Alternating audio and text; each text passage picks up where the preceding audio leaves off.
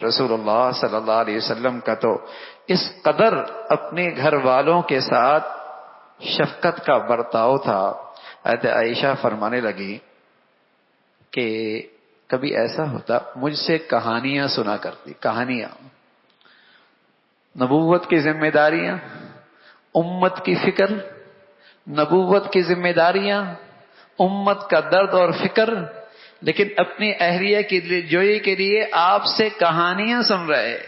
ام زرع، حدیث ام زرع، حدیث کی کتابوں میں یہ بہت مشہور واقعہ ہے. حدیث ام زرع کے نام سے 10 جاہلیت کے زمانے کی 10 عورتوں کی کہانی ہے.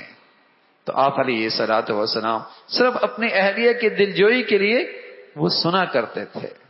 عائشہ فرمانے لگی کبھی آپ تھکے ہوتے نا تو تہجد بیٹھ کے پڑھتے اور پھر آخری چند آیتیں کھڑے ہو کے پڑھ لیتے. پھر دوسری رکعت کے اندر بھی آپ بیٹھ کے پڑھتے، پھر آخری چند آیتیں کھڑی ہو کے پڑھتے. تہجد کا وقت ہے.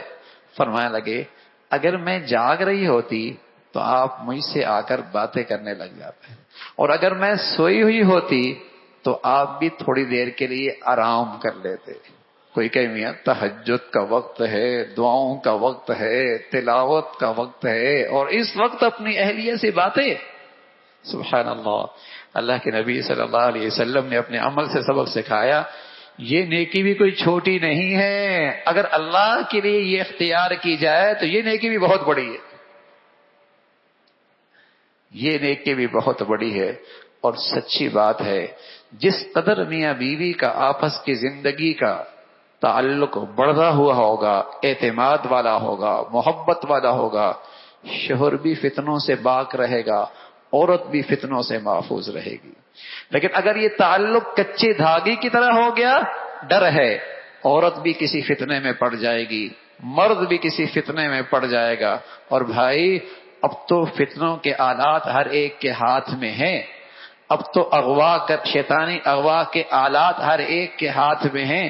ذرا تعلقات خراب ہوئے ادھر فتنے میں مبتلا ہو گیا، ادھر فتنے میں چلا گیا. تو اب تو پہلے سے بھی زیادہ ضرورت ہے کہ آپس کی زندگی کا تعلق بڑا ہوا ہو، اعتماد زیادہ ہو، اور آپس کا قرب کا تعلق ہو. اور وہ ہوگا حسن سلوک سے، وہ ہوگا اعلیٰ اخلاق سے، وہ ہوگا ایک دوسرے کی حقوق کی ادائیگی سے. اللہ رب العزت ان بڑھیا اخلاق میں سے حصہ ہمیں بھی نصیب فرما دے.